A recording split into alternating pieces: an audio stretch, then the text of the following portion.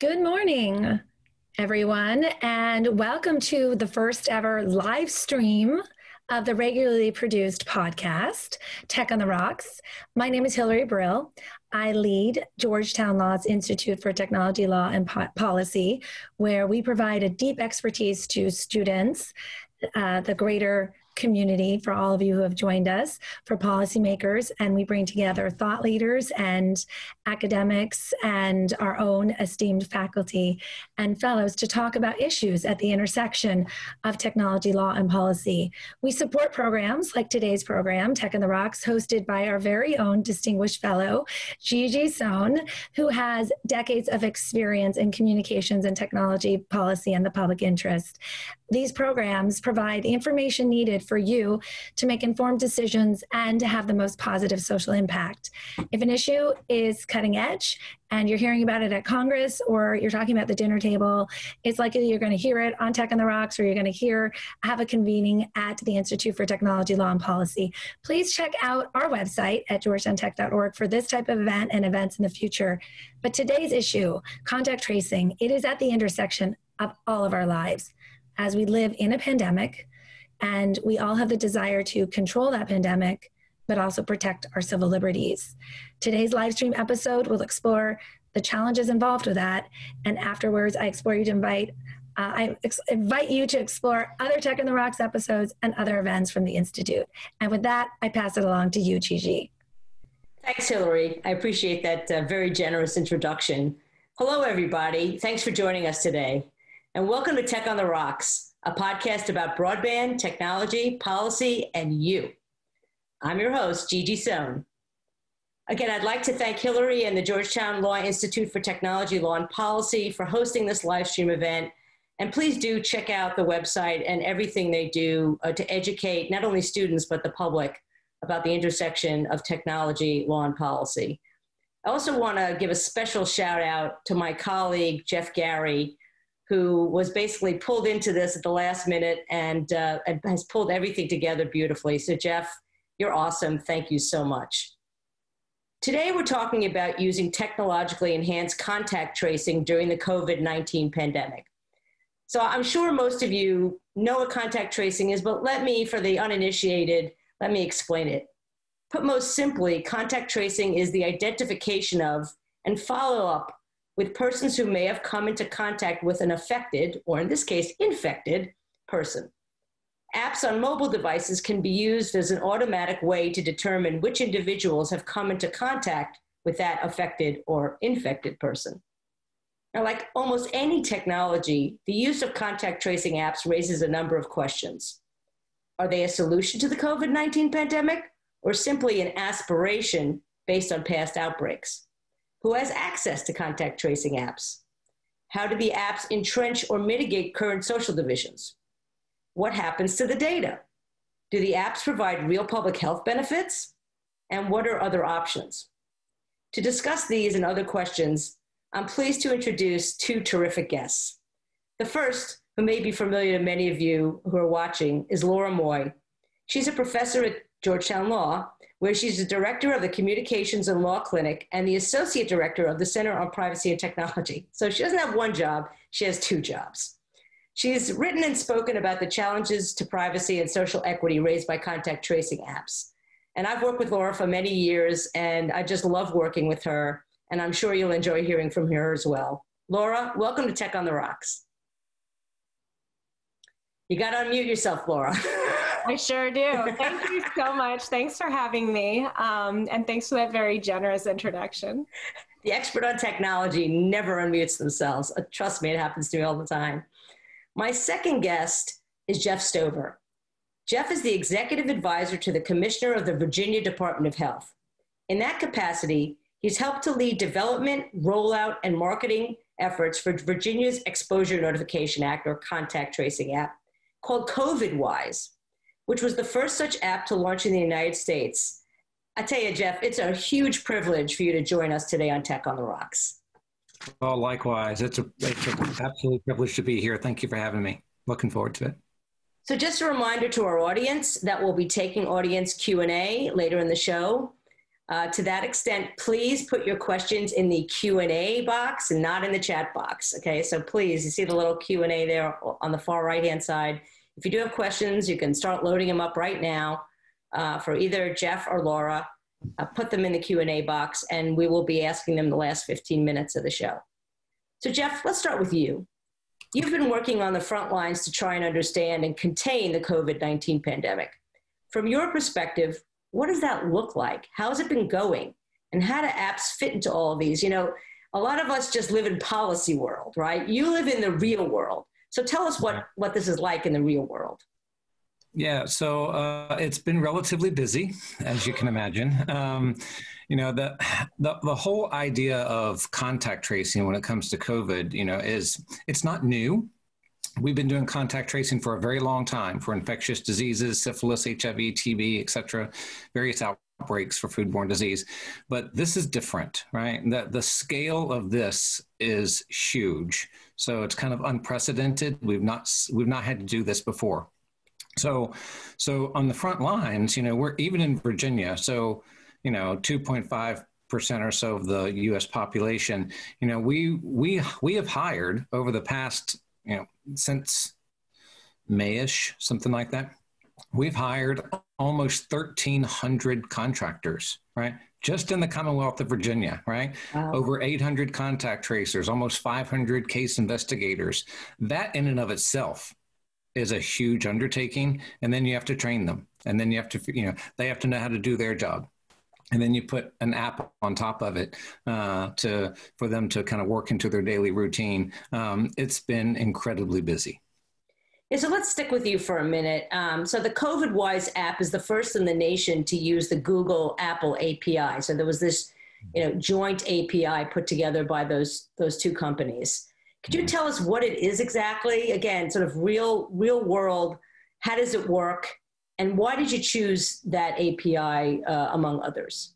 Sure. So I'll start with the second question, and that is, you know, why did we choose to use this GAIN app, this Google Apple Exposure Notification app? Well, it's not their app, their framework. We built an app around their framework because, you know, both Google and Apple, just when they came and joined forces in this collaboration, I think they truly meant it when they said, you know, that privacy is at the heart of what this framework is all about. And, you know, that's incredibly important from our end to gain the trust of the public. And I think we'll talk about a lot about that over the course of this podcast. But, you know, that's incredibly important. So we chose that framework because it does protect privacy. It doesn't collect personally identifiable information. We don't know where people are. You know, and that's a limit to what we can do with these kind of apps. But I also look at that as a positive in a lot of respects. So the way the app actually works is, you know, we build upon a framework that Google and Apple have provided to us in their separate operating systems.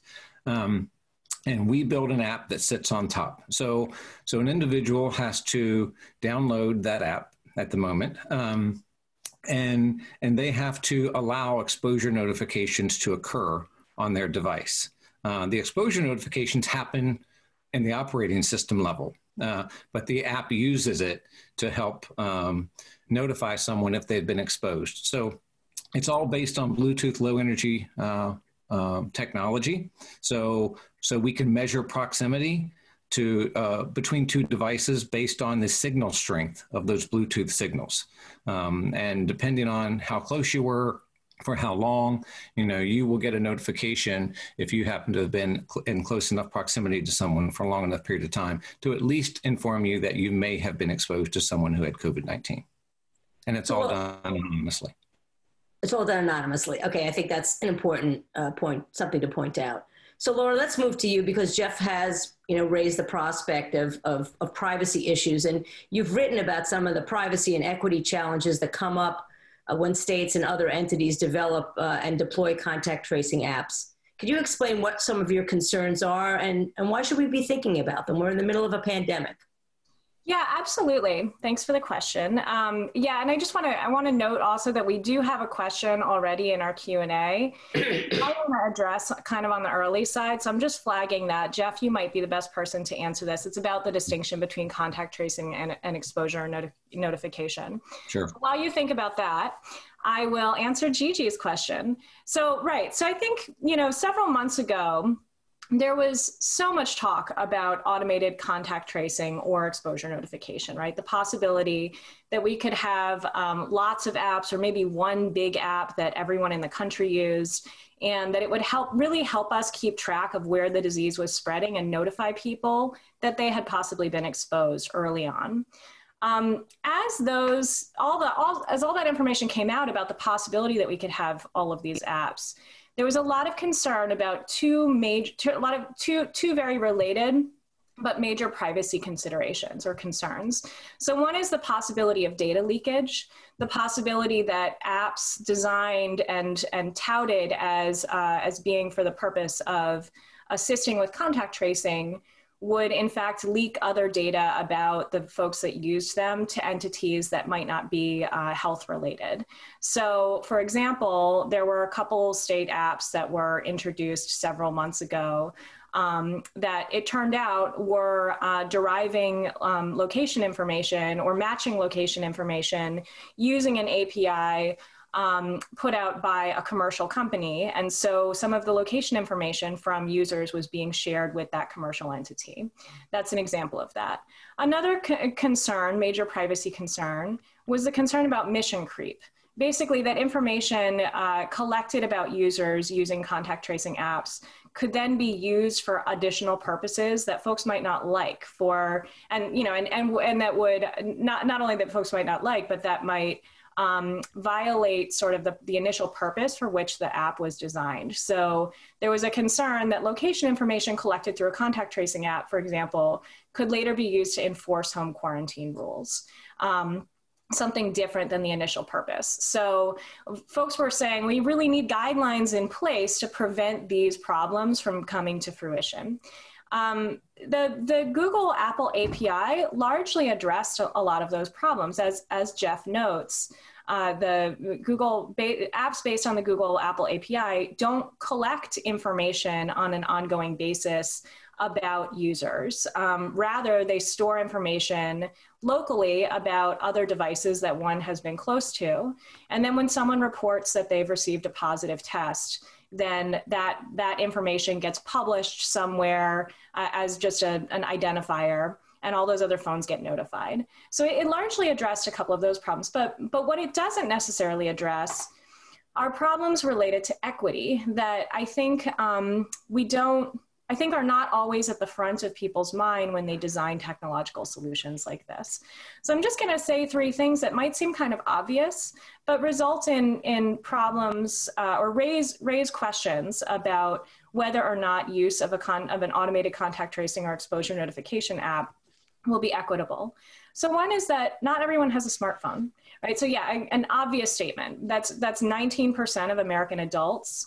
But that figure rises to 34% among people who didn't graduate from high school and to 47% among people over the age of 65. Plus, we have lots of kids. It turns out that kids might be kind of an important vector in the spread of COVID. Lots of kids don't have smartphones. So the fact that not everyone may have a smartphone could be a problem that results in a diminishment of efficacy of an automated contact tracing or exposure notification system that doesn't fall equally across all people. The second obvious statement is that people work and live differently. So some people live in densely packed urban environments where they might be less than 6 feet away from someone who's actually in another apartment.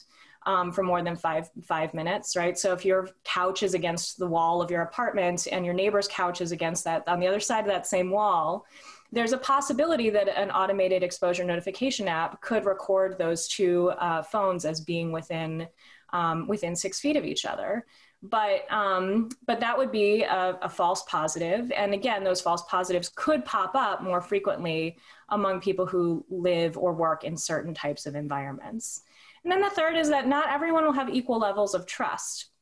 So, I mean, trust in automated contact tracing or exposure notification apps is a major problem, and in contact tracing more generally.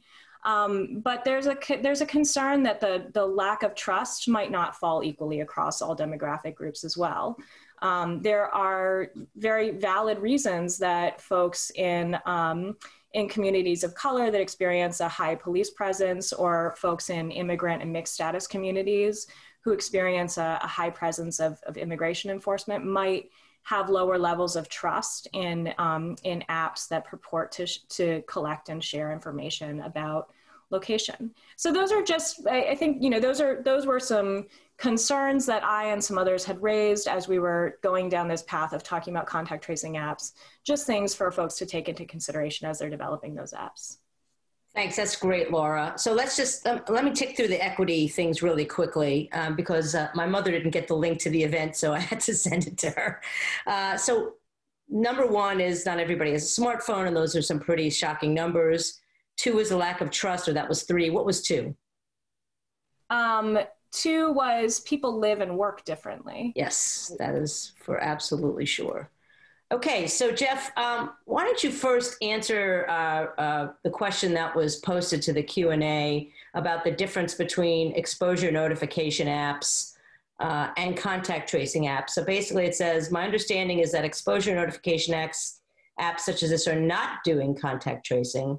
Exposure notification apps are anonymous, and there is no contact tracer who becomes aware of all the people that have been exposed as in traditional contact tracing. Why don't you answer that question first, and then we'll get to, since you guys seem to have some agreement on the privacy concerns and that they've largely been addressed, on some of the equity concerns that Laura talked about. Sure.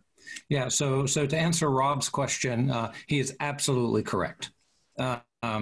If you go to covidwise.org, which is our landing page, you will never see the term contact tracing app and COVIDwise in the same sentence. I don't think you'll see contact tracing anywhere on that landing page because it's not contact tracing.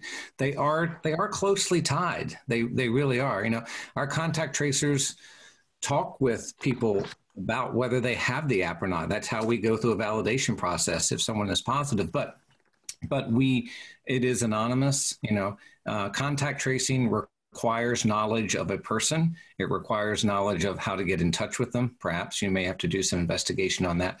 But contact tracing by default and by name implies that you know information about an individual and you're going to trace them, right? An exposure notification app purely does exposure notification. That's all it does. And it does it anonymously. So I completely agree. You'll never hear me refer to COVIDwise as a contact tracing app other than that sentence just there. And I did it, so I apologize for that. So let's get to it shows you how much I know. Let's get to the equity questions that Laura talked about. So again, just to kind of reiterate, not everyone has a smartphone. And in fact, in Virginia, only 13% of smartphone users have adopted, and 7% of Virginians have adopted the app so far. Second is people live and work differently. And third is the lack of trust in different communities. Yeah. So to update you on numbers, I think we're probably over 15% adoption rate at the moment in Virginia as of today. Our numbers weren't available prior to this podcast, so I wasn't able to verify that. But as of yesterday, we were at 14.97. So I'm pretty sure we've close enough. But the 7%, Gigi, that you allude to, that's, if you're going to use a 7% number, you are using the entire population of Virginia, which would be an inaccurate way to really say this is the percent of downloads in Virginia, because infants don't have smartphones. And most 8-year-olds hopefully don't have smartphones. And then we get into the elderly population as well, right? So we have in Virginia, the way we've come up with that percentage that we use, we base it on 18 to 65-year-olds. And there's limitations to that. Obviously, there are people above and below that. And then we take 80% of those. Like Laura mentioned, 19% of the population don't have smartphones. And we've used 80% as due, right, as a general rule. So 80% of 18 to 65-year-olds gives us somewhere around 4.25 million people. And that's where we base our percentage of downloads that we've had to date. It is something that you have to deal with because not everyone has a smartphone. But I would say that we've also not, I don't think anyone has pretended to think that these kind of apps are a panacea. They're not going to solve all of our issues. They are one more tool in the toolbox, right, to help with prevention strategies. And that's where we have to look at it. I think she's absolutely correct. Things like apartments, dorm rooms, another prime example.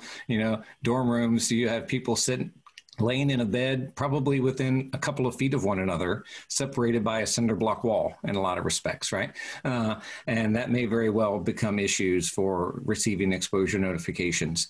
And your third one about mistrust, Laura, I think that's where the rubber meets the road, in my opinion, in a lot of respects, where, there are very legitimate reasons. Laura alluded to them.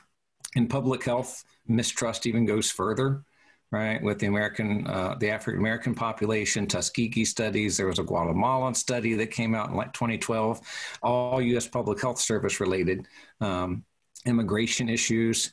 And then there's just a group of people that may not be, racial ethnicity related, that just think anything that we do is going to be intrusion, right? Government intrusion. And so mistrust is at the heart of all of those things. And that's our biggest obstacle, I think, to try and ensure that we get, as many downloads as we can and use of these kind of apps. Let me follow up on the mistrust issue. It harkens back when I was at the FCC and I visited a Section 8 housing project where Google was giving free broadband to low-income families, and a lot of them wouldn't take it because of the trust issues. Is Google spying on me? Is privacy? Is the government going to spy on me? Nobody gives anything away for free. And the thing that worked for Google at the time was to have people in the community, right? People in that housing project go around and say, okay, this is cool. This is safe. Is that something you're doing, is actually have people in those affected communities talk to their neighbors about why this is important? Yeah, no, I think that's an excellent point. And we have seen in Virginia, since we're the most mature state where this is concerned, we've seen a little bit of maturity that's happened. And we keep a very close eye on social media. We actually, respond to people on social media on a routine basis. And we've seen a lot of kind of grassroots movement, meaning people that we don't know, just Virginian Jane and John Doe, who are coming to the defense of public health, right? When they see misinformation that goes out in social media, and they are responding before we do to say, that's not true. And you should go here and look up X, Y, and Z. That's been really good to see because I think the communities are taking part in this. And that's what's really going to make a big difference here, is that people, your neighbors and your friends and your colleagues, are talking to one another about these kind of things and having a conversation. We're not going to convince everyone. We're not going to try to, but that's really key to making this kind of thing work. That's great. Let's go back to Laura for a second. So Laura, you've said that, quote, any contact tracing technology must be developed through a process designed to identify and address potential demographic disparities early and continuously.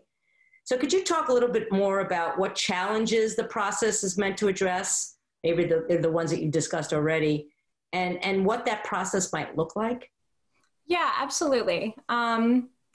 Right. So, and I think, I think Jeff just said it. He said that it's not a panacea, right? That using an automated app like this is not a panacea. Not only is it not a panacea, but it might be only working for some populations or working better for some populations than for others. And so I and others had advocated for a process that really attempts to collect information about how the disparities might be taking place, if they are, and why, so that troubleshooting can take place. And I think we all know this from our own work. I'm sure everybody who's on this webinar, this live stream, has experienced this, that, you know, your work is only as good as your ability to improve it is. And your ability to improve on it depends on the collection of data that will tell you how well you're doing and what areas you have to get better in. So I'm just saying that equity ought to be one of the dimensions in which metrics are being collected for success. And so, so one of the ways to do that is actually through the contact tracing system. So here, making a distinction again between automated exposure notification and contact tracing, that one of the things that's really important about what contact tracers do is that they do go into communities and they talk to folks, and they figure out in that not only do they advocate for folks to isolate if they need to isolate, but ideally, they also collect information about why folks might not be isolating, and they report that back through a system set up for that report back to take place. So you could imagine in a system where you have an automated exposure notification system working together with human contact tracers, that human contact tracers could come into certain communities, find that exposure notification adoption is low in a particular community, and report back, we're finding that we're having a difficult time getting folks to isolate, but also that adoption rate might be low because, for example, people in this community don't get paid sick leave.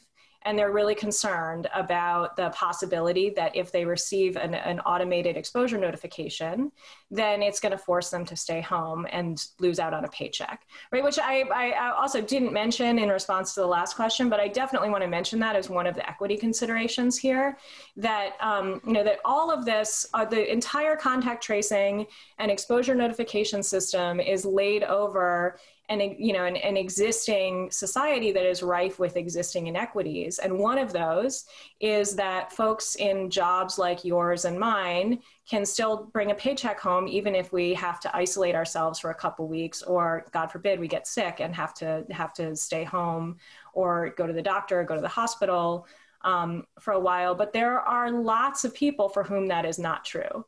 And the required delivery of paid sick leave by employers is pretty low on a national standard, and certainly not enough to cover things like a 2-week precautionary isolation period, or even a few days of a period while someone waits for the results of testing. And then, but I also just wanted to bring it back to discussion about smartphone adoption, and give an example. So that several years ago, the city of Boston introduced an app that was designed to try to automatically identify the locations of potholes in the city. I don't know if folks are familiar with this anecdote. It's a pretty good one. It was called the Street Bump app. And it used the motion sensors inside a phone when someone was driving to try to detect when there was a sudden dip in the road indicative of a pothole. And then the city was using that to identify potholes and go fix them. And what happened, it was relatively successful. Lots of potholes were getting fixed, but then someone pointed out that potholes were only getting fixed in the nicer neighborhoods. And the app was designed to actually fix that problem. But the problem was the only people who had smartphones were the people that lived in the nicer neighborhoods. So the app was functioning the way it was intended, but resources were being diverted to the neighborhoods, to the wealthier neighborhoods. And I just wanted to raise the cautionary point that that is something that could happen here.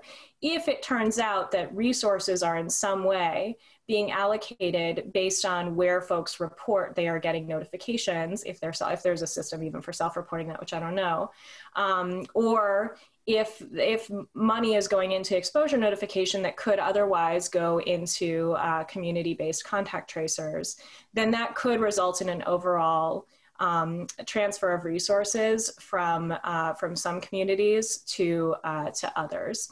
And, and again, I'm speaking globally about all exposure notification systems or automated contact tracing, not specifically about COVID-wise. So Jeff, there was a lot there in Laura's answer. Thanks, Laura. That was terrific. I could use a pothole app in my neighborhood. I could trust me on that. But in any event, so there were a couple of things in Laura's answer, Jeff, that I'd like you to address. This first is the notion of metrics. What kind of metrics are you collecting, understanding that it's anonymous and, you don't have any personal data? And are any of those metrics being used to perhaps deal with larger social issues? I mean, a lot of what, Laura was talking about is using those metrics to try to deal with, work-family issues and other equity issues. Right. So maybe address that, and then I'll have a follow-up question. Yeah, so it's addressing equity with an anonymous app has to be done on the front end, right? Because we don't collect information. We don't collect geographic information, so I can't point you to, areas that are more poverty and whether people are downloading there. I have no idea. And I can't give you any race data because I have no idea. Right.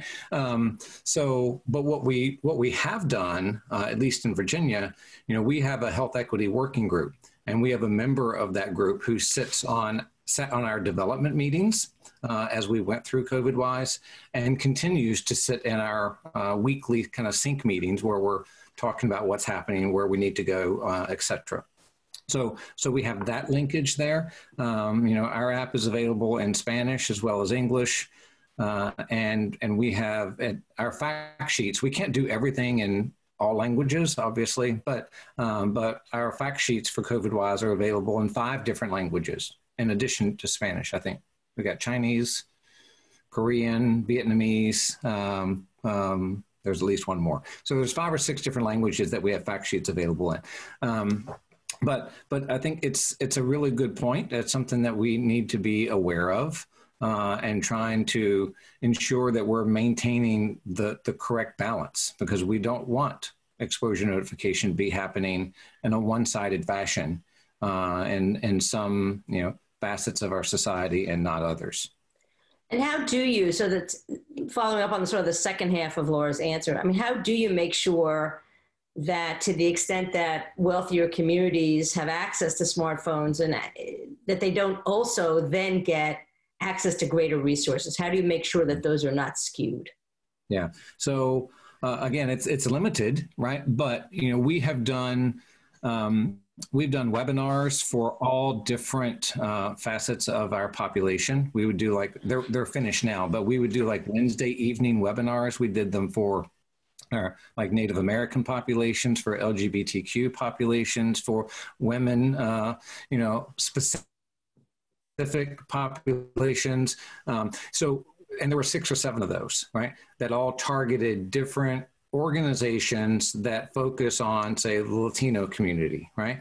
And then they would invite people to those webinars that we would do in conjunction with our governor's office. And then we would go through the whole thing. This is what COVID-wise is. We did a demo of it. We talked about privacy, all those. And then we had Q&A for each one of those different populations, and then the next week we'd do another one. Right?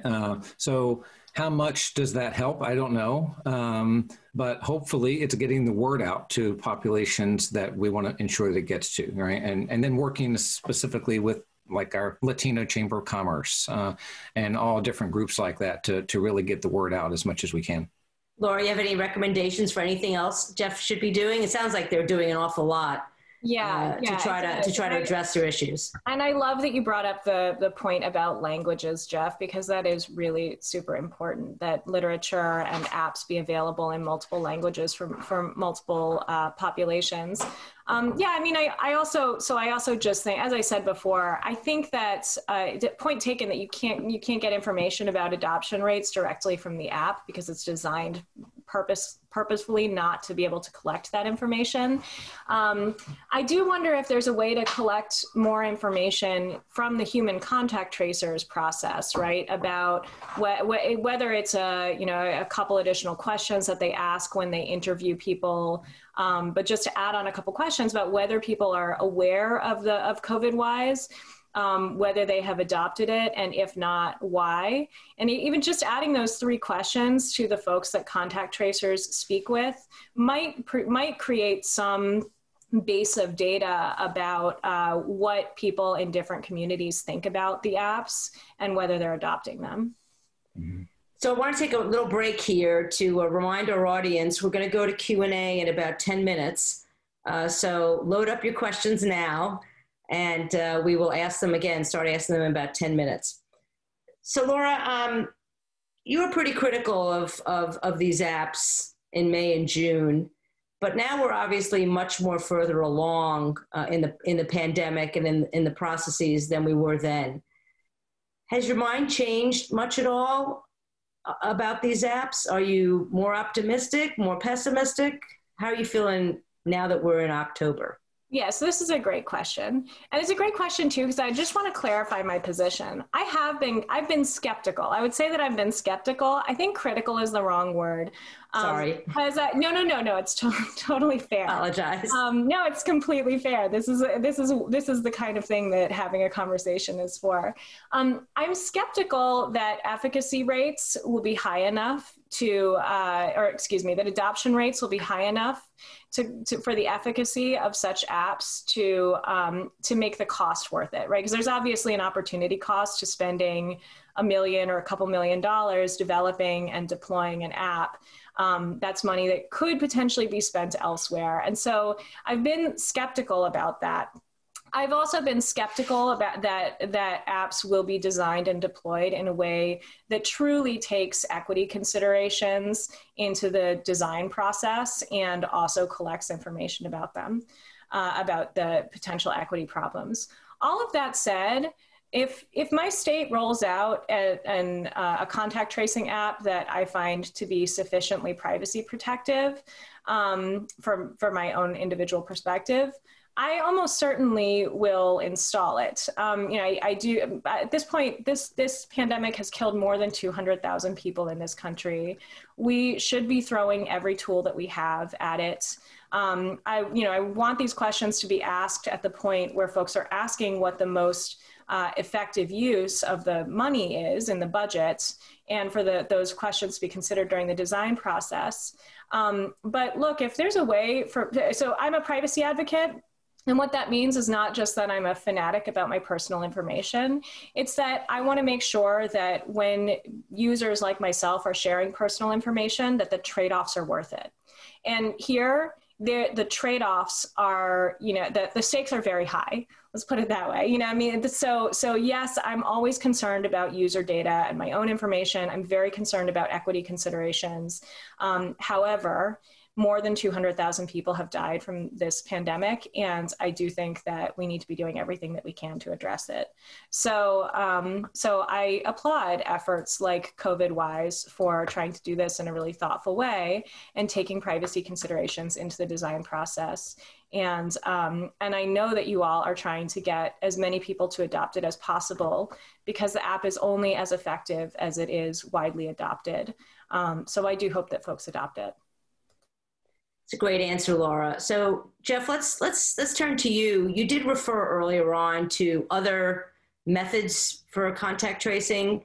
Obviously, even though the adoption rate of COVIDwise is increasing, it's still kind of low. So what else is Virginia doing in the contact tracing realm that isn't related to the app?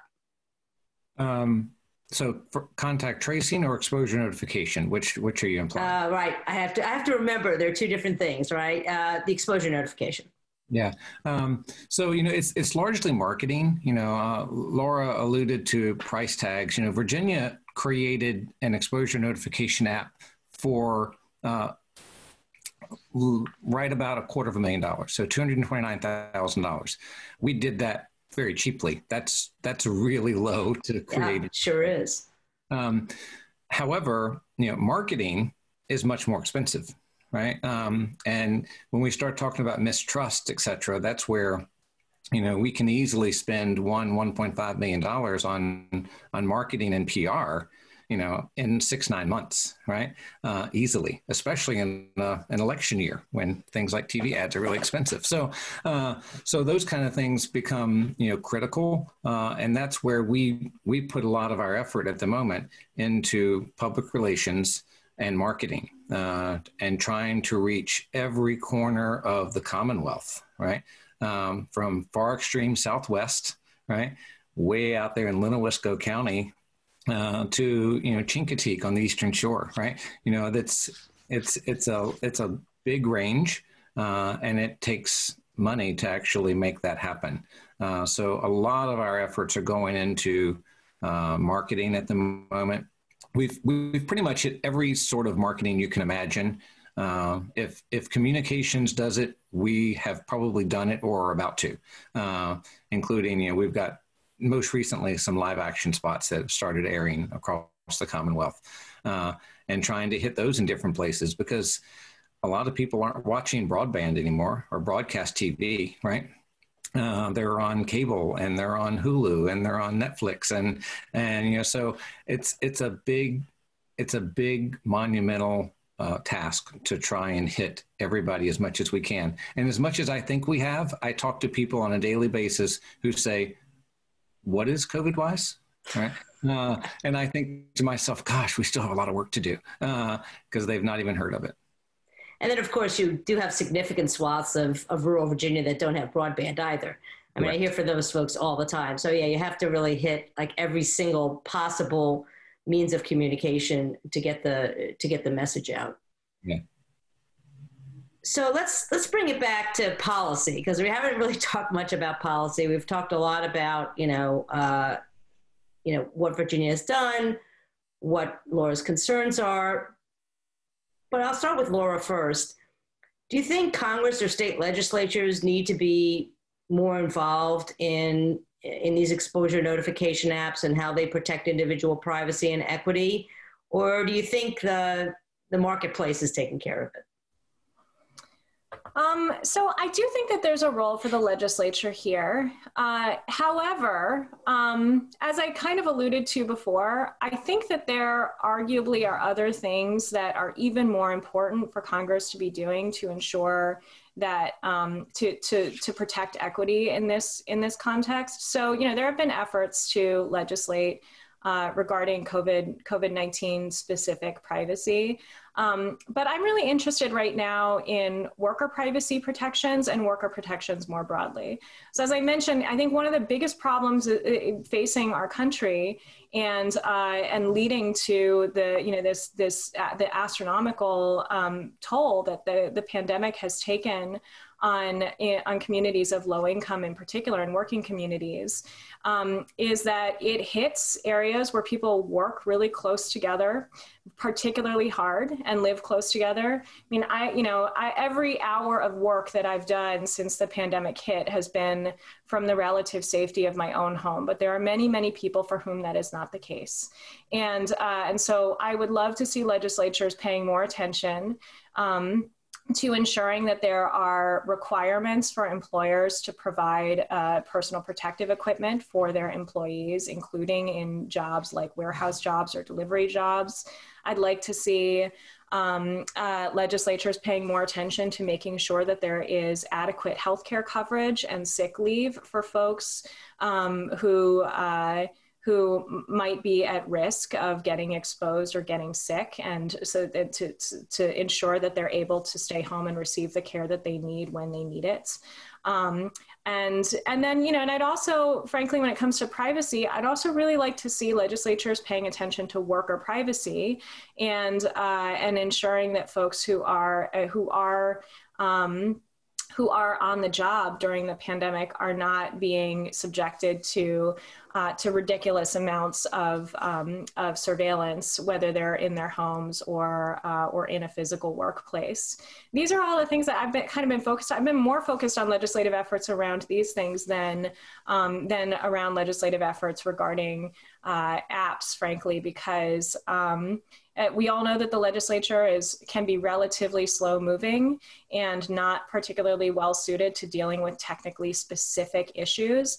These are all evergreen issues, the things that I just mentioned or will be, whereas dealing with the particular privacy and equity considerations built into apps that are just going to be deployed over the course of the next 12 months is something that legislatures are probably less well suited to address. And I know that the folks who are working on the apps, like Jeff himself, are thinking about them. Jeff, any need for Congress or the Virginia State Legislature to get involved here, or Are you pretty Yeah, optimistic? Yeah, I agree with Laura. I think the things that she's talking about are really, they're the most important aspects here. You know, people have given apps like this a bit of a bum rap when it comes to privacy, because if you download an app like COVIDWise or any others that use the Google Apple framework, you'll find they don't ask for or collect any of that kind of information. It's not there and it's not hidden. You couldn't even create such an app. Well, you could. There's only one app that's allowed per state, right? Apple and Google only allow one, so you can't have multiple of them out there competing and citizens wondering, what should I be using? And they would only approve it if you were not collecting certain things, right? You can't say, I want to do X, Y, and Z and collect location data so I can geocode it, and they're not going to approve that kind of thing. And then one thing that people don't know in general is that Apple and Google have both said, and I'm convinced that they will stick to this, that when this pandemic is over and there's no more need for these apps, that framework that's been built, the exposure notification framework that's been built into both operating systems, will be deleted from both Google and Apple's operating systems. It won't be there long term. So that mission creep issue, which is a legitimate discussion point, I don't think is going to be there. Now, we're not there yet. So maybe a year from now, we'd have a discussion and say, why are they still there? But based on what those companies have said, they will be removing that framework from both of their operating systems. So something like COVIDWise wouldn't be able to work at some point in time when public health says it's no longer necessary for COVID prevention. Yeah. Well, go ahead, Laura. Sorry, I just wanted to add one more thing that I neglected to mention, which is that there are apps, obviously exposure notification apps that are sponsored by government entities or distributed by government entities like COVIDWise that are relatively trustworthy. But then another thing that we didn't mention is that there are some scammy apps that are out there that are purporting to be related to contact tracing or to combating COVID-19 in some way that actually collect much more information than they should, deliver dubious benefits at best, and in some ways actually erode trust for state apps.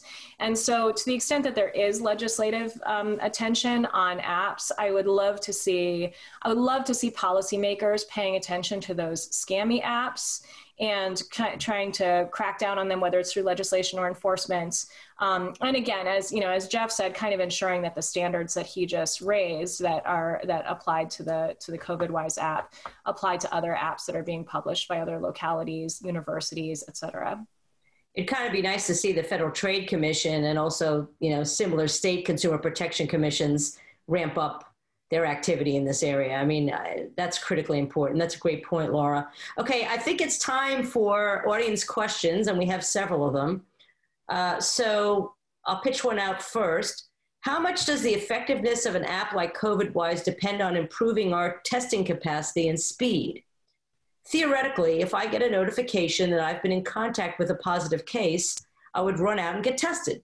If I can't get tested for a couple of days, then it takes 3 to 5 days to get results, and I don't have paid sick leave, that means a week of quarantine. If I don't have paid sick leave and can't work from home, don't already have groceries stockpiled, then I wouldn't be able to quarantine that long. So Jeff, you want to take that question? Yeah. So I would say an exposure notification app is not, it is not a notification telling you that you were exposed to COVID-19, right?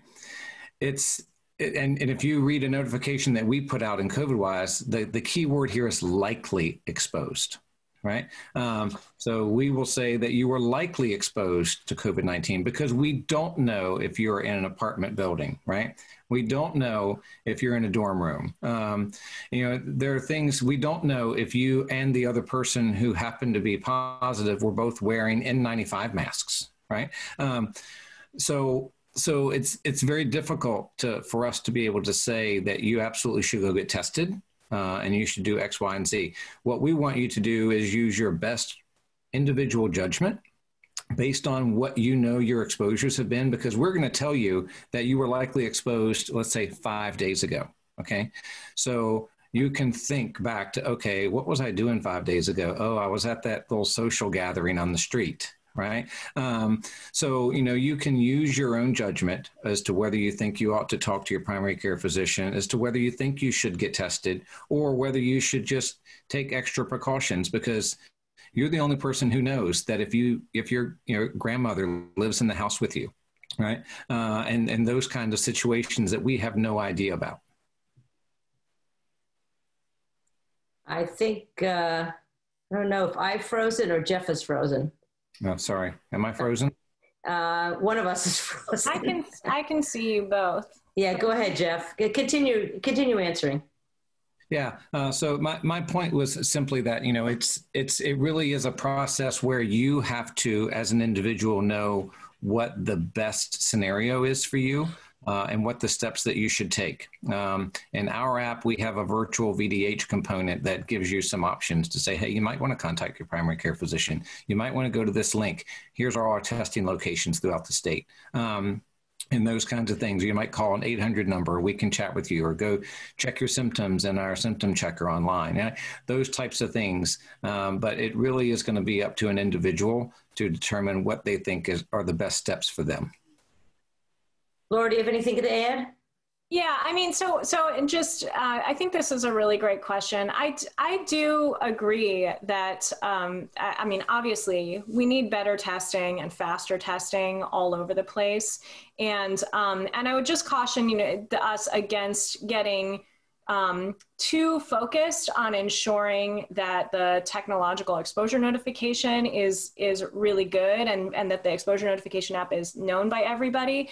As this person who asked this question, I'm not sure who it is, but thank you, Jeff Gary, for raising it to us in the chat. As they pointed out, a person who can't get tested for a couple days and then takes a while to get results and doesn't have paid sick leave, that person, even if they get the exposure notification, might not be able to do much about it. So ensuring that the infrastructure is there and that it's equitable across all communities for everybody to be able to do what they should to protect themselves is really of critical importance. Here's another really good question. And again, I think I'll send it to Jeff first. What about app interoperability?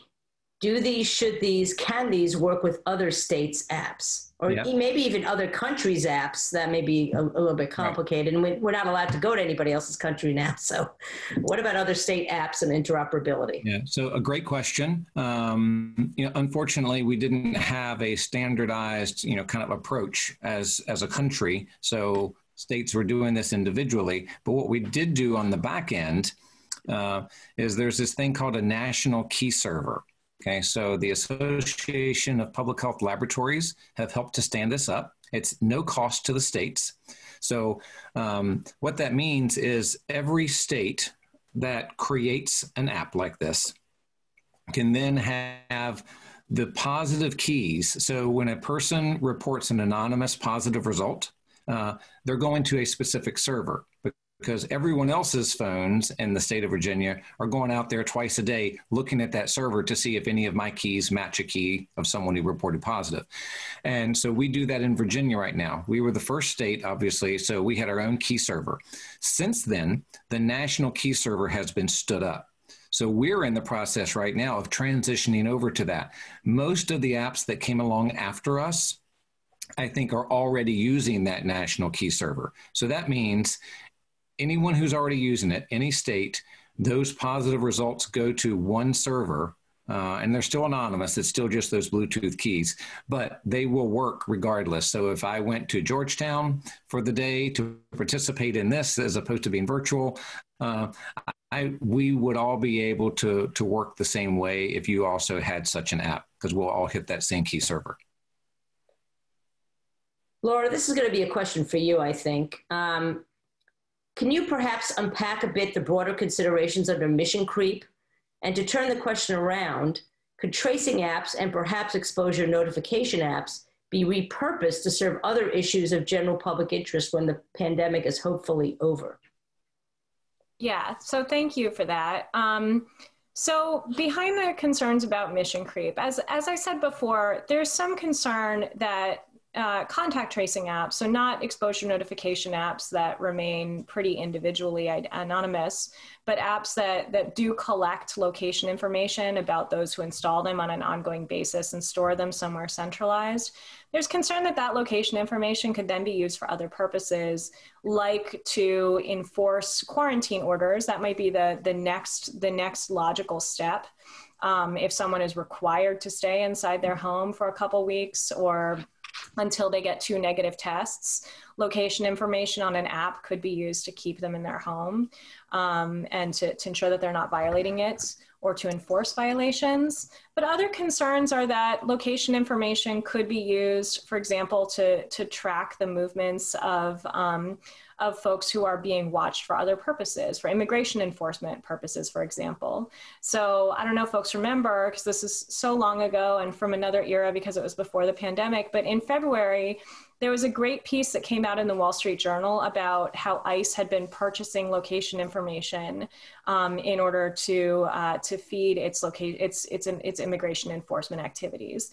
That is that type of practice is something that I think a lot of people are rightfully concerned about, that if location information were available to some part of the government in some centralized database, that information would be viewed as a rich treasure that other agencies might want to use to advance their own activities, including activities like normal law enforcement activities, like other health enforcement activities, or even immigration enforcement, and maybe even to share with the federal government. I know I have been very concerned about the sort of despicable practices of this administration when it comes to immigration enforcement. I would hate to see information that is collected by states under the guise of public health be then used to support those efforts. And I think a lot of people are concerned about that. And as I said, that all goes back to trust and the fact that folks might not trust apps like that because they're concerned about that very type of thing. But how about the flip side? And maybe, Jeff, I'll pitch this to you, right? Jeff might be better for this. Yeah.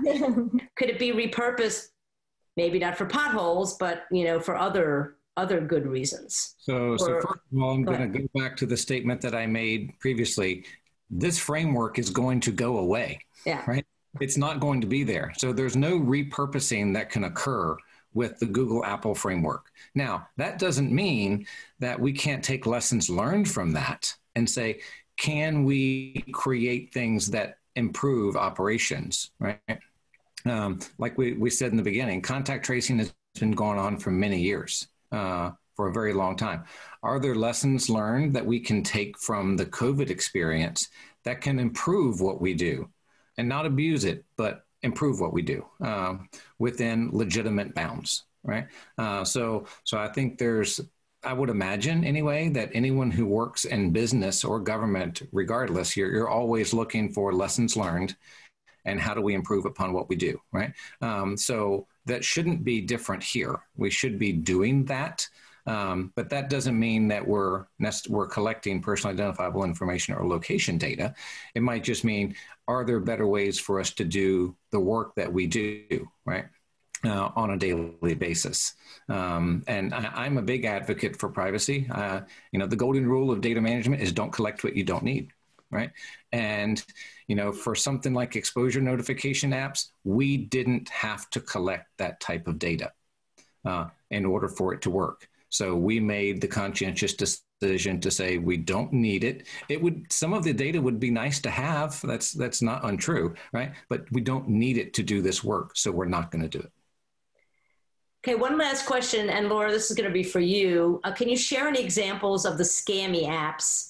And have you also taken a look at the apps being used in higher education institutions? And I don't know, we can go to Jeff after to see if, UVA and George Mason and other, because Virginia is large, almost entirely, I think, state schools with a handful of exceptions. But let's start with Laura, examples of the scammy apps that you discussed before. So I can't name any of them, unfortunately. I have been working with the team over here at Georgetown to do a little bit of research on them. So if anyone is specifically interested in those, I can put you in touch with the team and we can talk to you about them. We've actually looked at some of them and even shared information about some of the most concerning ones with parties that we think might be able to help address them, their existence and their presence in the store. But I can't really say more than that, but reach out to me. Gigi, will you provide information or should I just go ahead and provide? Yeah, no, I think what we'll do is, we have the registrants here and we can send information. We can do a follow-up email with information about the scammy apps. It's not a bad thing to have in your pocket. Yeah. I mean, but as I said, especially if you are in the policy or enforcement camp and you're interested in this, please do reach out to us. As I said, we have a team at Georgetown that has done some looking at them, and we would be interested in talking to folks that want to go after those apps.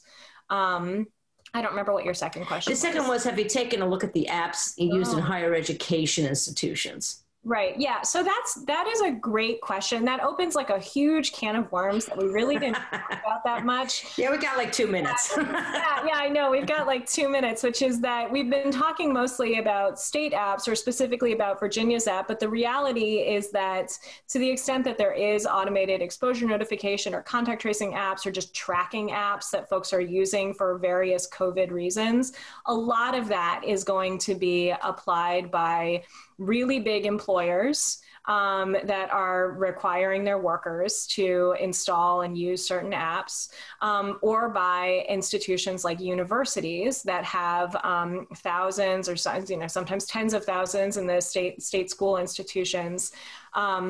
That they can, where they can condition attendance in the university to installation and operation of an app.